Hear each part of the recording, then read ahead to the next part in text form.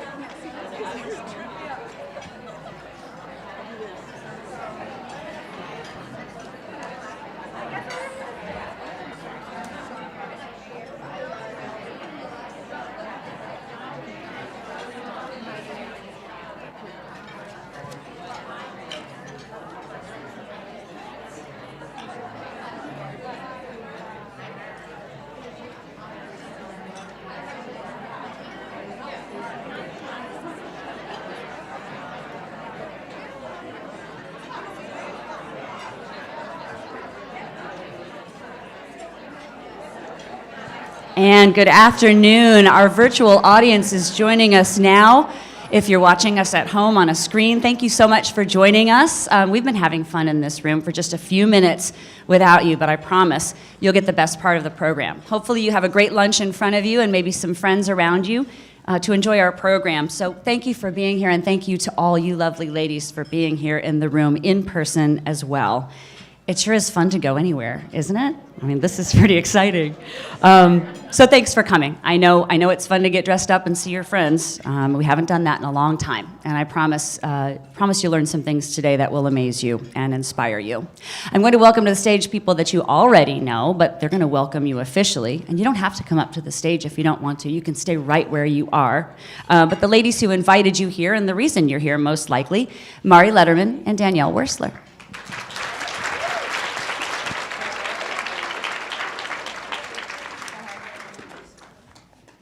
Come on stage then. We'd like to welcome you here today and thank you. We're so excited that you guys all showed up today. So when we read The Moment of Lift, we were both so inspired by the stories of these women and young girls and what they had to say. And then we learned that Valleywise actually supports over 6,000 refugees from all over the world here in the Valley, and their stories are so similar to the ones that we read in this book. So we just thought we just have to get involved in this organization. I'm sure all of you guys love a good story, just like Danielle and I do, and I think you'll be completely inspired by our speaker today, Dr. Krista Johnson-Ibakwu, who she co-founded the Refugee Family Clinic at Valleywise Hospital. So we just wanted to say thank you so much for being here for our first hybrid women's luncheon honoring or benefiting Valleywise Health. So thank you guys so much. We're so appreciative that you're all here. Thank you. Thanks, girls. First of many introductions today, I'd like to invite to the stage the CAO of Valleywise Health. She's new to the Valley and new to Valleywise, so we're going to meet her together. Leah Christensen, come on up. Thank you so much. Thank you. I'm Leah Christensen. I've been in Valleywise and in the organization about 10 weeks. which means I don't have to use my GPS to get to work anymore. So I'm getting a little bit more competent, but I am getting nervous because many of you are telling me that I'm not going to survive the summer coming from Minnesota. So I think I'm in for it. So first of all, I want to thank Mari and Danielle for chairing the event and bringing all of you here. It's a wonderful occasion. Personally, it's a wonderful chance for me to onboard into the organization because I'm getting a chance to meet many of you and thank you for your support of the foundation and your support of Valleywise. Maybe just a little bit about me and my why and why maybe I'm in healthcare and why I chose Valleywise 3 months ago to join. So my first career in healthcare was as a unit coordinator, which is the secretary, on nights, where I got to see the impact each individual has on patient care and how they all contribute. And so that made me want to decide to take a career in healthcare, and I've been in healthcare 25 years. Most of my career has been in Minnesota. I came most recently from the Fairview Health System, where I was the COO of 5 hospitals there. But maybe like many of you, I was at a time in my life where I'm transitioning. My last kiddo goes to college in the fall.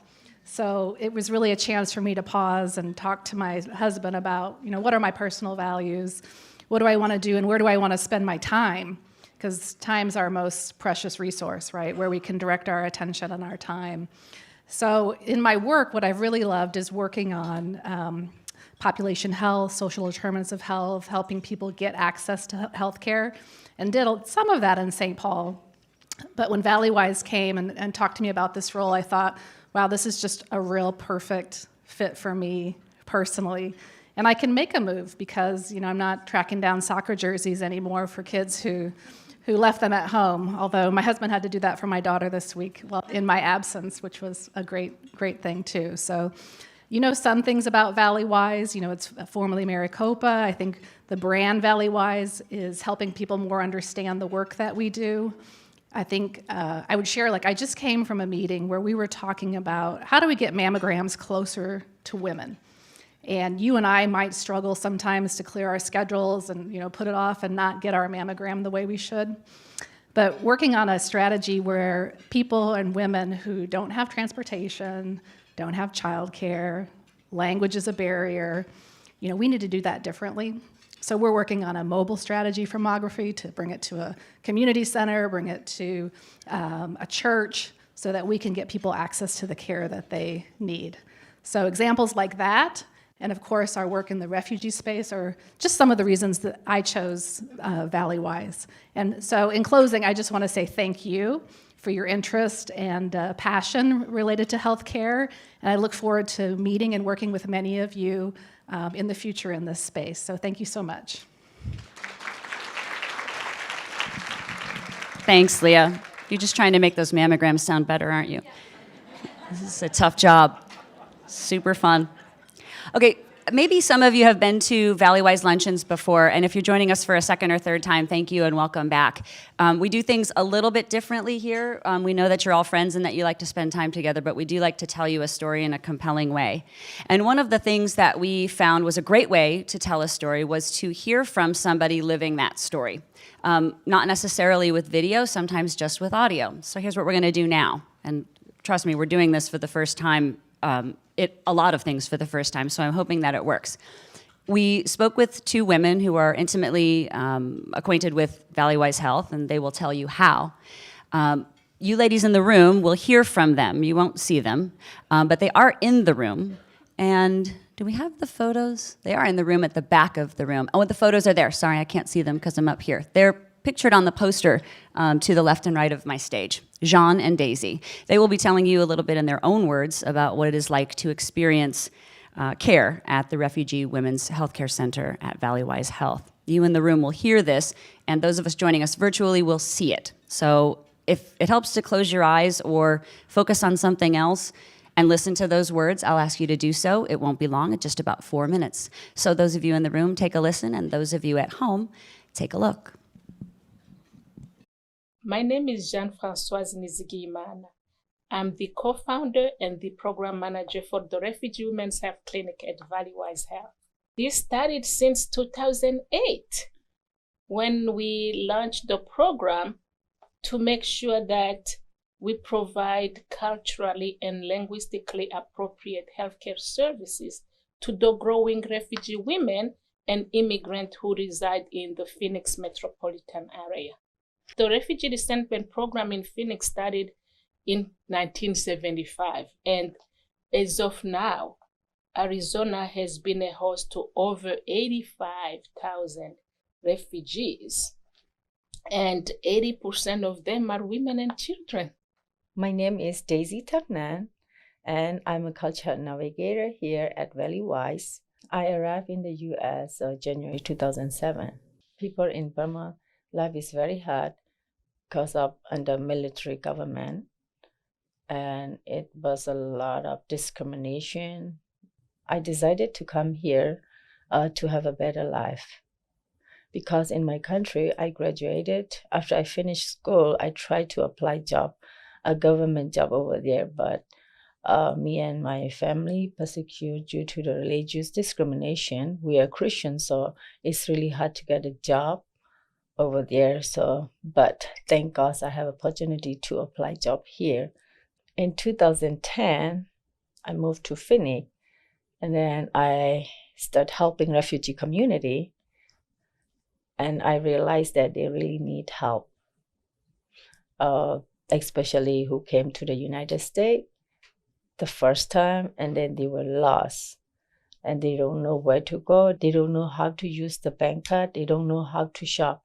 So I started helping the refugee community in 2010. My passion was always to help people, especially like my people who came from Burma. When you're looking at the women that we have to face, then we have to specialize them.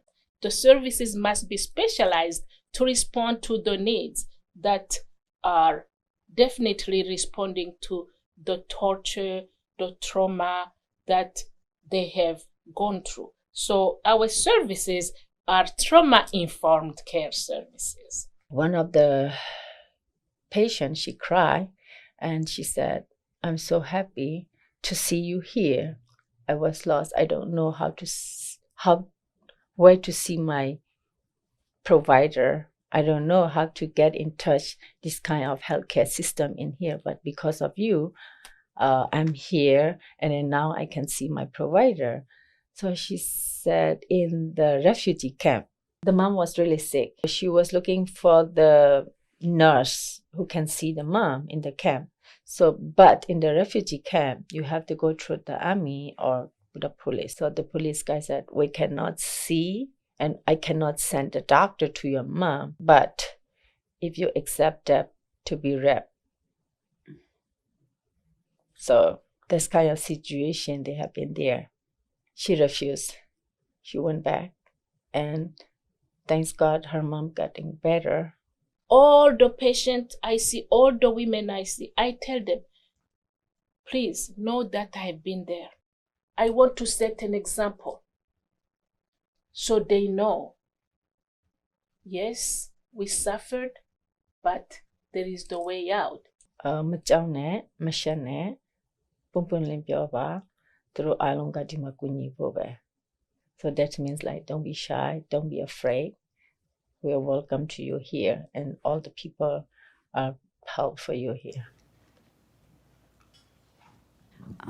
That's really powerful stuff, and I would urge you, if you're in the room and you perhaps missed something because it was hard to hear, that video is available, and seeing their faces as they tell those stories is really remarkable.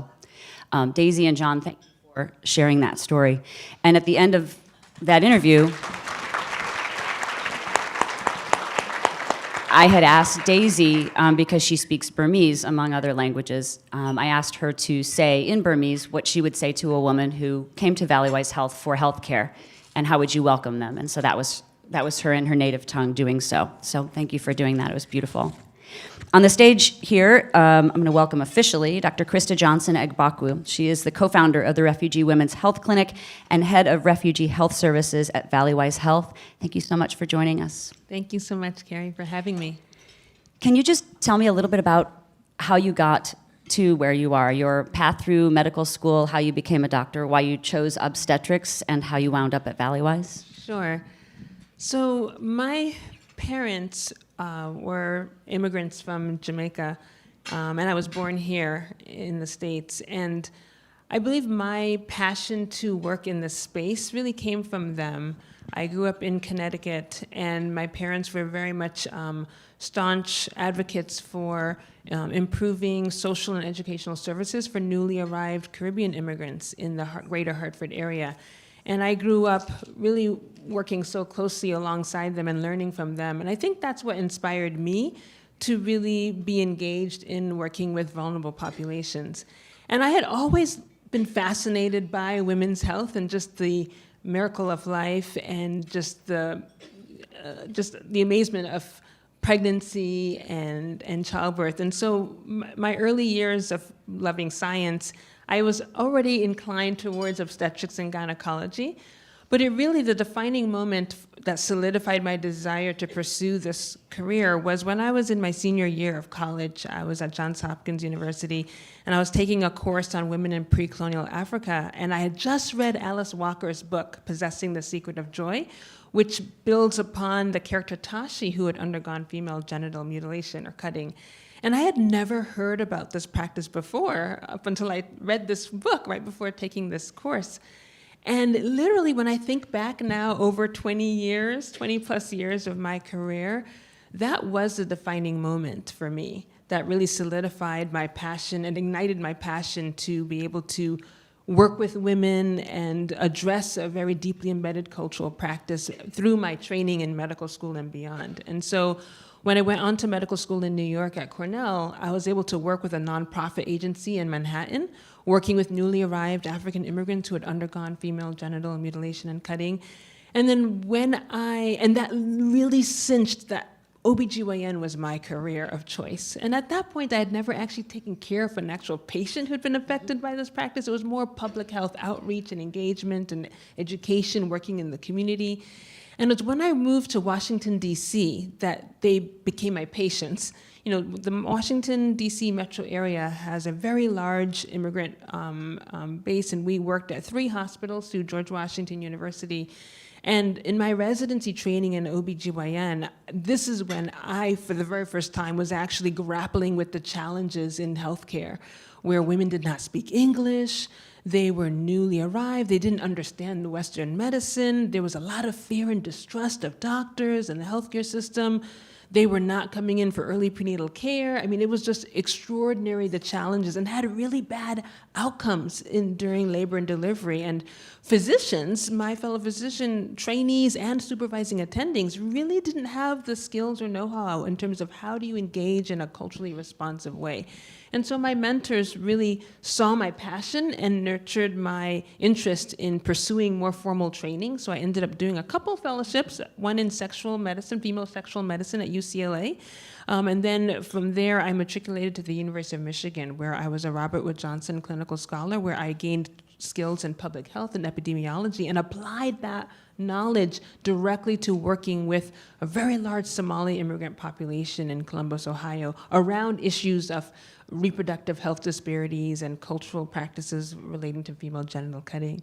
So in 2008, I had the opportunity, as I was job hunting across the country, Dr. Dean Coonrod, who is my chair at Valleywise Health, he had an opening in the OBGYN department. And when he saw my CV, it was completely fortuitous how that happened, in that he had sent a fax to programs Remember around those? the country. It was literally a fax. The curly paper on the floor. Basically. Fax is out of paper. We'll never hear from him again. Exactly. But and the administrative assistant in the office say, who do I know who's an OBGYN? Krista, let me give this fax to her. And literally that is how it happened. And I said, I had not even realized Arizona was something I was considering in terms of my career pursuit. But I said, what do I have to lose? Let me send my CV, let me send my cover letter and see what happens. And it's amazing. The rest is history.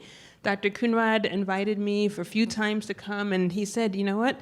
There's a huge need here in the Valley. We've been struggling as a healthcare system and working with the population, migrant populations who've undergone this practice. We would love for you to come. And what really distinguished what Dr. Kunwa did compared to everywhere else that I was considering around the country is that part of my recruitment and meeting the community, he brought me into the community. He held one of my interviews at a local Somali restaurant, inviting community leaders, women and men, to talk about their concerns and issues. Nowhere else had I experienced that. And I was like, you know what, there's something special here. I really need to pay close attention. And he really provided that window of opportunity for me to really start from scratch, something that hadn't existed before at Valleywise. We need to have a breakout session later when we have more time about Somali food and where we can find it in the Valley, because a lot of us eat at the same places over and over.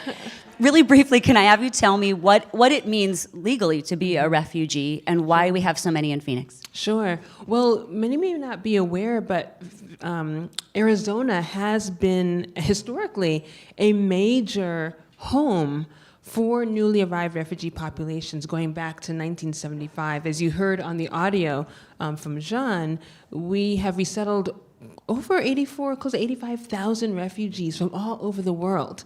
And that's quite amazing.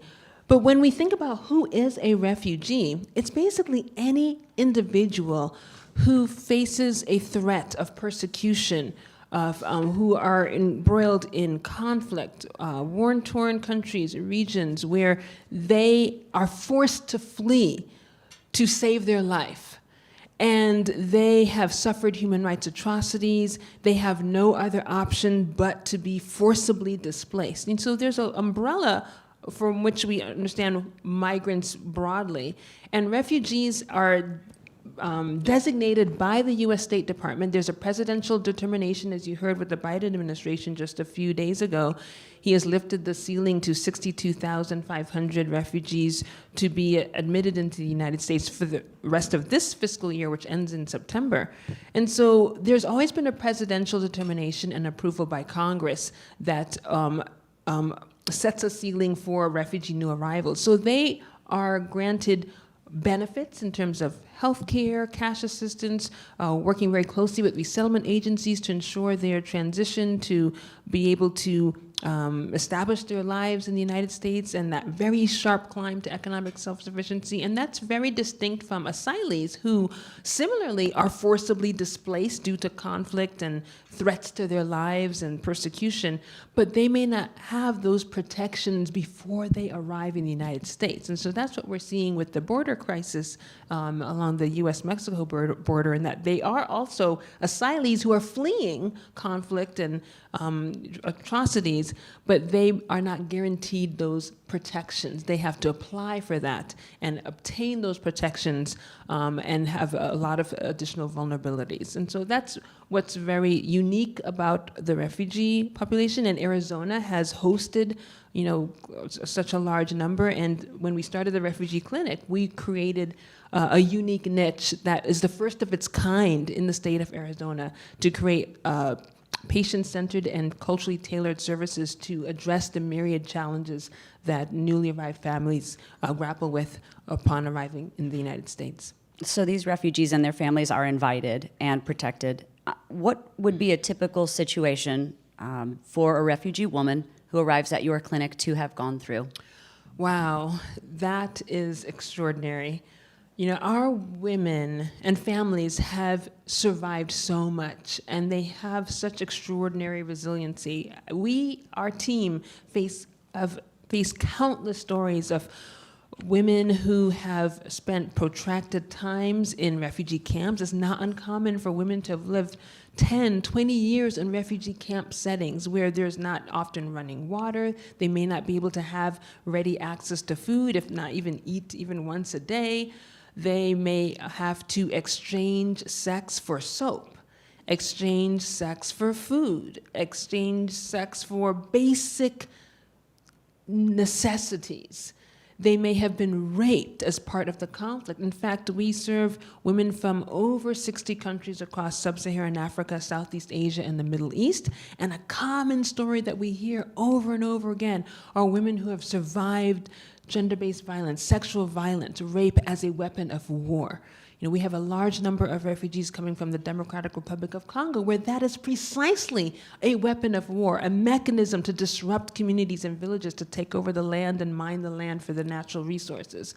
And that has huge implications in terms of a woman's, the stigma, the shame, her value within that community, the disruption that happens within families. And we have countless stories of women who have been raped with machine guns and weaponry and left for dead, and have experienced fistulas and remarkably survived that horrendous experience. And it's just, I have goosebumps that I have had the privilege to even be able to take care of women who have survived so much, because I can't even imagine myself, surviving even a minute in their shoes. And we have countless and countless stories of women who've had to, when they're fleeing due to war and conflict, they've had, I remember vividly one of my patients who told me that they were forced to catch wild animals and eat them raw, because if the smoke from a fire, the rebel forces will see the smoke rising through the trees, and they will know, there are people there, let's go hunt them down to kill them. And so for their own survival, they were forced to eat raw animals. The experiences that they share, we've all had vicarious trauma, and it's just something where the United States has been a safe haven for that's our legacy. That's what makes our country so amazing, in that we have been a safe haven for families who have survived horrendous human rights atrocities. And for us to do the small piece about creating a safe space that's welcoming, that is compassionate, to say you are finally able to breathe, we can help you, support you, mentor you, empower you, help you on your journey towards health, wellness, and well-being for not only herself but her families. It's a remarkable privilege and honor that we have with the work that we're doing at Valleywise. I can't imagine the comfort that you provide to a woman who may have escaped that very situation, and they go to a clinic and find someone like you or Sean or Daisy ready to take care of them and give them health care that they might never have had. This book, because it is truly a book club, and hopefully all of you read the book, and if you haven't, please finish it. It's fantastic. It's The Moment of Lift by Melinda Gates. She talks about her travels through many of the African countries, and one of the chapters that you and I both resonated with us was the family planning clinic in Malawi. She goes to visit a family planning clinic, and she sees a line of women, 100 women long, women who have walked 10 miles just to try to get access to contraceptives, only to find out after waiting all day in line that there are no contraceptives. Meanwhile, she has children at home who are waiting to be fed. There's never enough time to do what they have to do, but this family planning is so important to them that they're willing to give up a whole day and wait in line. And Melinda Gates' theme is, it is so empowering for a woman to decide whether or when to have children. And most of us in this room have been given that gift, that ability, since day one. We've taken it for granted. What have you seen with the women at your clinic who have come from so far? Or what have you seen maybe on the continent of Africa that drives that point home? Yeah, that's so critical, and that's at the core of reproductive justice in terms of empowering women to be able to determine for themselves when they want to have children, how soon, and in what capacity. And how many. And how many, exactly.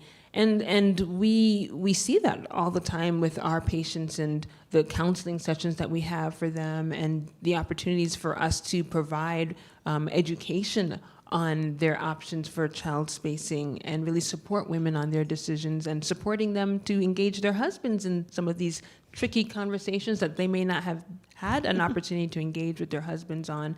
And oftentimes I help navigate that by inviting their husbands to come in for a future visit so that we can talk about it together, because if it's coming from me, the provider, perhaps he might listen or understand or be able to help support his wife and partner in their decision. One thing that really hit me hard was when I had the opportunity to travel in 2013 to the Democratic Republic of Congo. We have been serving such a large population here in Phoenix. I wanted to learn myself. I wanted to see with my own eyes and understand the lived experience for women who have undergone some of these human rights atrocities. And so I joined a team from Johns Hopkins who had been on the ground in the DRC for many years working on women's empowerment initiatives. And I joined the team specifically focused on access to family planning. And we were traveling through some of the remote villages in the eastern part of Congo.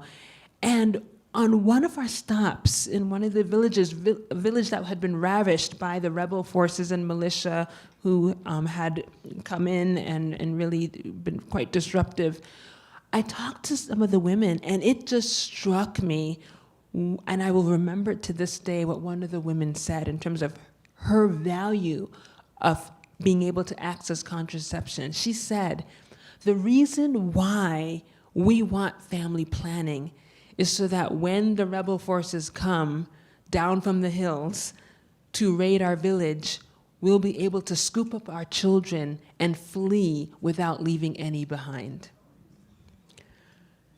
And when she said that, the breath just left me. It just knocked me over. I was just stunned. Because here in America, I mean, it just never even crossed my mind as that could be a reason why, women would want contraception. How many children do you want? Well, I want to be able to physically pick them all up and if I need to leave. And not have to leave any behind. I mean, it was the most powerful thing out of my entire trip that, to this day really, stays with me, and it really informs my work, and it informs my advocacy for our women and our families and patients. Yeah, truly, most of us think about what kind of car do we drive so that we can take all of our children with us someplace, and then everybody can bring a friend, and that's a big decision. and it truly, for you to have your breath taken away, I think it's pretty remarkable, because that just shows you what it means to everybody in this room, as far away as we are from a situation like that. I should remind you, too, I forgot to at the beginning, if you have a question that I don't address, Valleywise can answer that question either in a small session after this, or we can email you or whatever. There are some Post-it notes on the table. So if you have a question, write it down, raise your hand, and one of our staff will come grab it from you, and we'll try to answer that.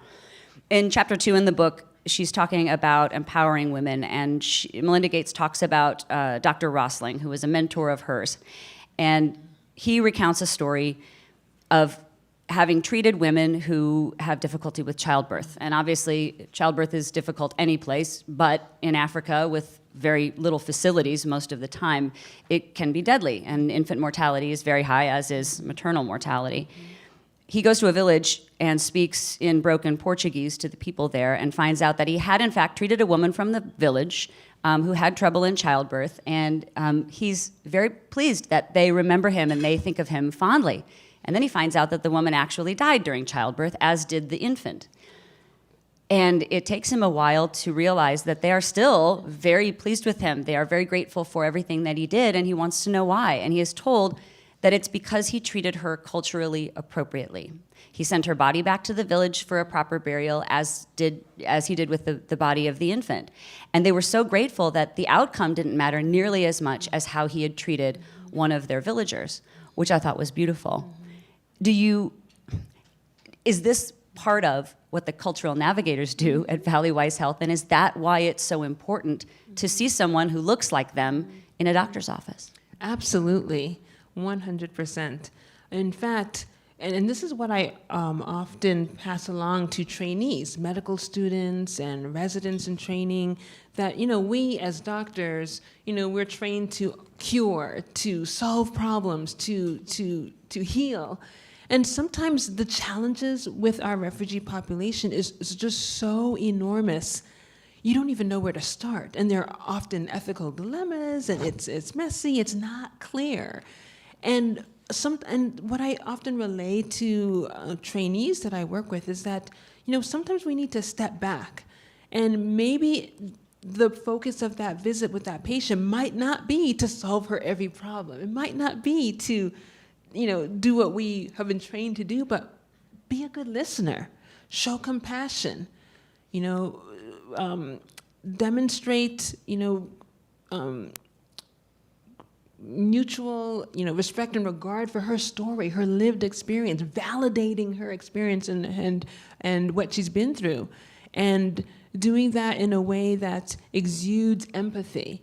And you don't know how far that goes to nurturing trust, helping women to finally shed some of that baggage. There's so many patients who have told us on our navigator team that they've been in the United States for several years, and it's not until they set foot in our clinic do they finally feel that they can actually breathe, rest, that they finally feel comfortable actually sharing their story of trauma for the very first time.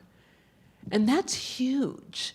And it's not me, it's the environment, it's the safe space that we've been able to nurture. It's our cultural health navigators who are able to speak with them in their native tongue, have that shared lived experience, shared cultural understanding, the linguistic understanding, and can really help to bridge that divide and create that environment that's welcoming, that's patient-centered, that's culturally informed for women to finally feel, okay, I might not be able to fix everything, but she's listening, she's understanding, and I can breathe. Yeah, that makes sense to women in any language. Really briefly, you did talk about how fortuitous it was that you received the call from Valleywise and were able to create this clinic. Tell me how it's grown and what is a cultural health navigator? We met two of them and we heard from them, but what is it that they do and how many of them are there? Describe your clinic. What does it look like? So we started very small. In fact, Jean Nzigiyimana was the very first person that I was able to hire when I joined Valleywise in 2008. And Jean herself was one of the first refugees resettled from Burundi in the state of Arizona. And her story and journey is remarkable. And I am just in awe that I have been able to work so closely alongside her for the past 13 years.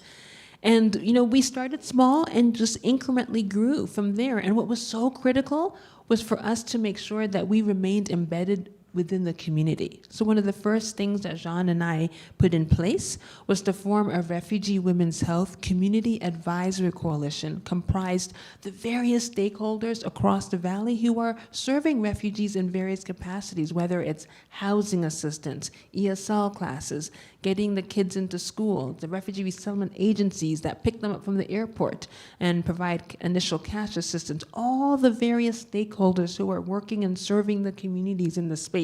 We brought them to the table at Valleywise and said, help us do what's best for the community, be our eyes and our ears, help shape our programs. And that partnership has continued. We have over 60 stakeholders, and at the very core is the fact that we are so unique in being foundationally grounded in our cultural health navigators. These are women and men who are part of our team who represent the communities that we serve, and they speak up to 18 languages across the various countries and regions. And because of what we did in the women's clinic, we were able to grow and expand to start a pediatric refugee clinic because we were delivering all the newborn babies, but also families come with children who have also escaped war and conflict. And so the pediatric clinic was born out of a clear need that we are serving all these children. What are we going to do with them? Can we synchronize the delivery of care to model after the women's clinic? And so that has grown robustly. And then in the last couple of years, we added on family medicine. Why? Because we were also keeping our ears to the ground and hearing from the community who said, you're doing so well serving women and children, but what about the men? What are we doing to serve the men? And so that's we'll get how to them. I mean, really. So that's how we, really next year. engage. Kidding. I'm kidding. We formed the Refugee Family Medicine Clinic to really be family-centered and family-oriented. So now we're really serving in a very holistic way the entire family at Valleywise, and it's truly a model for the rest of the country. We've been recognized by the Agency for Healthcare Research and Quality as an innovative model, advancing health equity for vulnerable populations across the country, and it's something that I'm extraordinarily proud of. But at the very core, it's our team. It's our cultural health navigators, it's Jean, it's the work that we've been doing to nurture and sustain trust with our communities over all of these years.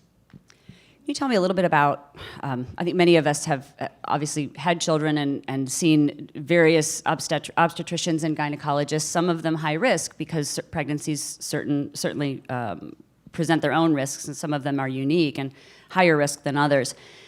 What is the risk of childbirth when a woman has been tortured, has suffered genital cutting or some other sort of trauma? Yeah, the challenges are quite enormous. I know, for one, as you know, my niche of expertise is in female genital mutilation and cutting. And here in Arizona, there is a very large Somali and Sudanese population who've undergone the most severe form of this practice, where the outer labia are both cut and sewn together, leaving a very minuscule opening for urination, for menstruation. Women have enormous pain with sexual intercourse, and childbirth can be quite challenging and risky. And in the setting of providers who are not informed or not aware, there can be significant morbidity relating to emergency C-section, extensive lacerations during childbirth, and poor outcomes for both the mom and the child. And so we've been able, through our work, to really engage in training providers and the next generation of clinicians to be culturally sensitive, to be technically skilled, to be able to be armed with the counseling strategies to best meet the women and understand where they're coming from, but also provide high quality care. And that's something that is so critical with the services that we're providing. Another thing that, from a gynecologic standpoint, we had a patient who was HIV positive from Democratic Republic of Congo, who was gang raped by many militia forces and ended up with a huge rectovaginal fistula. And when I say that, basically the floor of her vagina was missing. There was basically no separation from her rectum and the vagina, and so she would have bowel movements through the vagina, and you can imagine challenges with holding down a job, and being able to provide, care for her family. And what was so striking to me is that because of the challenges of trying to achieve economic self-sufficiency in the United States, once we diagnosed that she had this huge rectovaginal fistula, we were trying to secure our specialist to do the surgical repair that would require a staged procedure of multiple surgeries. She was unable to get the time off of work to be able to get this surgery done, which I don't even have words. Because here we are, she's in the United States, she has the ability. She's so close. Yes, and she's fully insured, and we have everything set up for her to get this surgery to help improve her quality of life. So she no longer has to, defecate through her vagina, right? And she denied undergoing the surgery because she was afraid to take time off of work for fear of not being able to pay her rent, for fear of not being able to have the income to support her children. And so she, to this day, is still living with her fistula because she says, I would rather just live with this so that I can still have a job, because I cannot take the time off to undergo this 2-stage surgical procedure.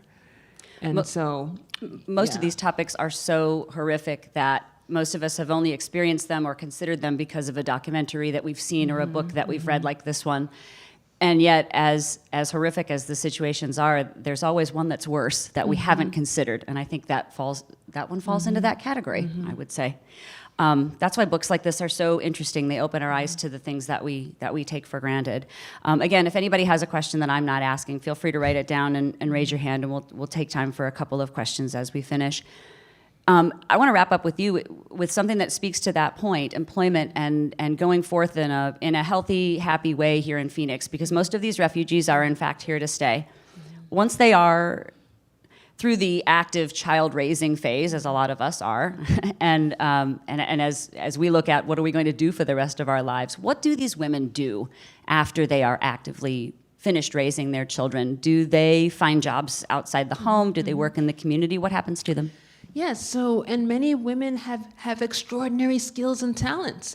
Back home, they may have been tailors, may have been dressmakers, they may have been, running their own business. Even before the war erupted, and then they're now displaced in the camp. And so that's where, when we've partnered with the refugee resettlement agencies, they've launched a number of women's empowerment initiatives to help women in the job market to be able to increase their English skills. And something else I want to highlight is that many times women, especially women coming from some of these regions around the world, due to gender inequities, have not had the opportunity to go to school. So they may not be able to read or write in their native language, much less English. You'll be surprised how many women, when we're doing informed consent for surgical procedures, and they're unable to write their signature.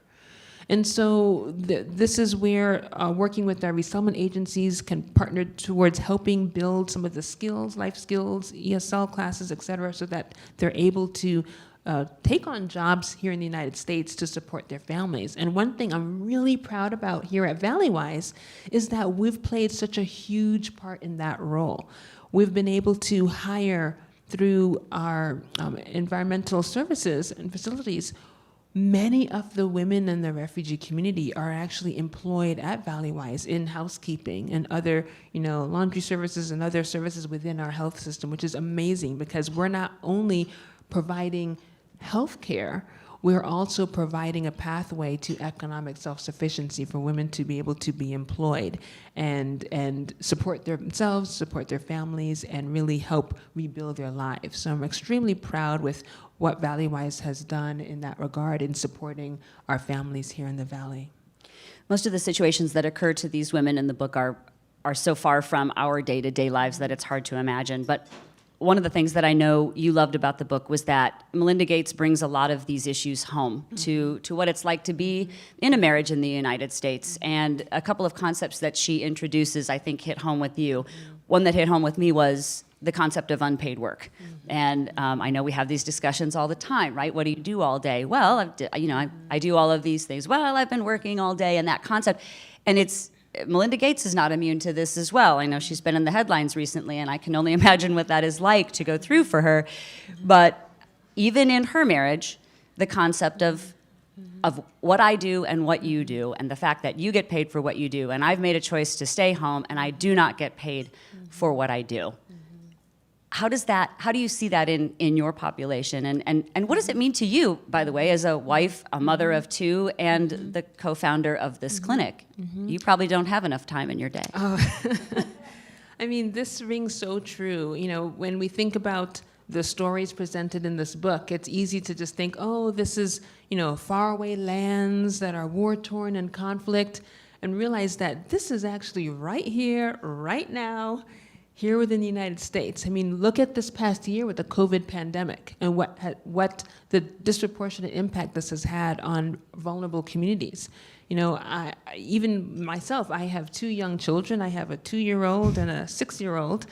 And, with the pandemic, it completely upended my entire life. She's homeschooling, you guys.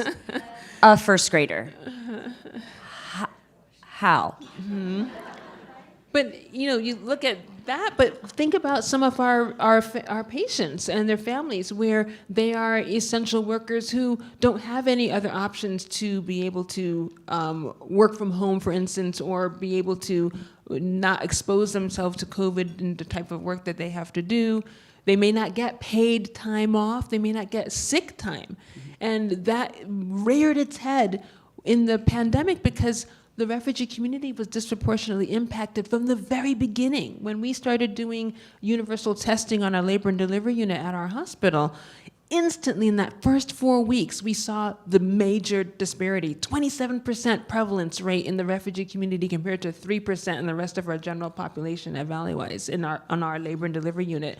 And we realized it was because of multi-generational crowded housing, inability to socially distance at work, inability to get time off, not understanding the signs how of to COVID. stay safe. Exactly. Correct. And it really just upended, and especially for women who were disproportionately impacted in a myriad of ways. And the issue of gender equity really holds true, and it profoundly impacted our most vulnerable populations here, and it's something that It's not just a faraway issue. It's something that we grapple with every single day in our own lives, personal lives, but also in the lives of the families that we take care of. I'm going to give you a really tough job. I'm going to ask you in a minute, 60 seconds, to tell women who are concerned, they have a heart for this, they want to help, what they can do to help become more aware and make friends more aware of what you're doing at Valleywise. Well, what we're doing is so unique and so special. Refugees have survived extraordinary challenges and atrocities, but at the same time, while it's so easy to focus on the deficits and the horror and the trauma, also realize that these are extraordinarily resilient women and families who have survived so much. They have hope, they have love, they have dreams. They are here trying to rebuild their lives and want what we all want in terms of being able to support their families, to be empowered. And I think for us, if we can, really think about just a strengths-based and asset-based approach and thinking about just the extraordinary cultural vibrancy and diversity that helps, what they bring to the fabric of our country and how that makes us all better people, for us to really think about that shared human experience and how we can better understand, even though we may not necessarily live in the other person's shoes, but really regard and respect and want to do more to support those who are the most vulnerable among us. And for you to spread the word, support us in any way that would help us enhance and broaden our programs, integrate behavioral health, that's to provide greater trauma-informed care. We would love to be able to integrate and co-locate behavioral health services because all of our women have experienced trauma.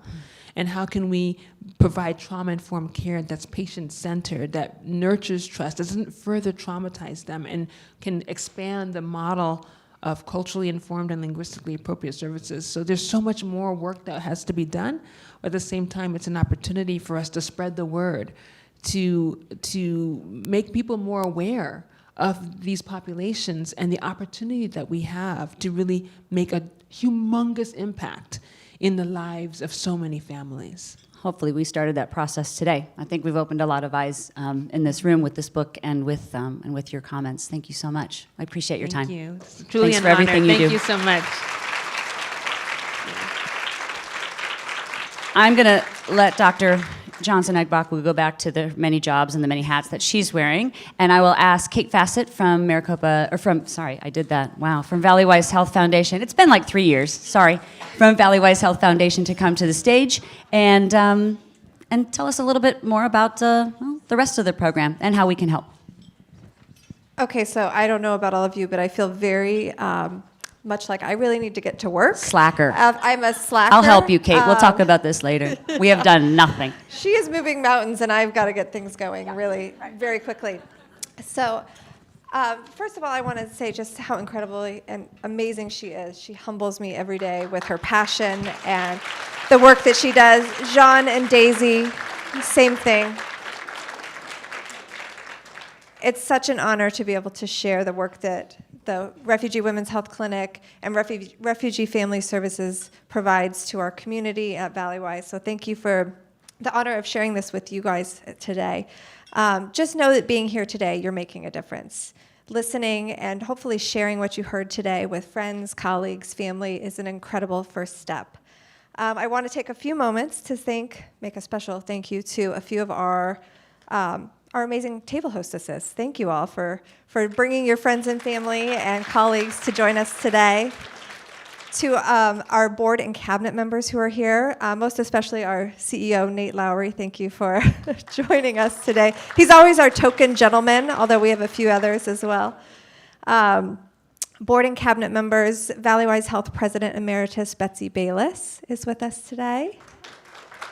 Thank you, Betsy. Board members Pam Stelzer, Jill Krigston Riley, Patty Gentry, and Karen King Brooks. Thank you. Our campaign cabinet members, Carrie Dozier, fabulous Carrie Dozier, Kathleen Graham, Ann Stupp, and joining us on our live stream is our campaign co-chair, Nita Francis, and our other cabinet member, Jay Perricone. So thank you all for being here and for your leadership. And let me say a very special thank you to Mari and Danielle. We could not have done this without your support today. I'm so touched by your passion for this community, for this population, and for the work that we do. So thank you so much, not only for putting all of this together, but for your generosity and for your donation today in support of Refugee Health Services.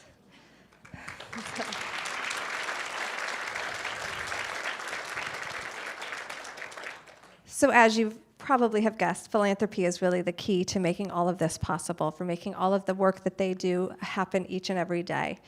In January of 2020, we launched our 4-year all-in $25 million capital campaign. And with the support of Nita Francis and our cabinet and board, we are well on our way to making the impact that is needed at Valleywise.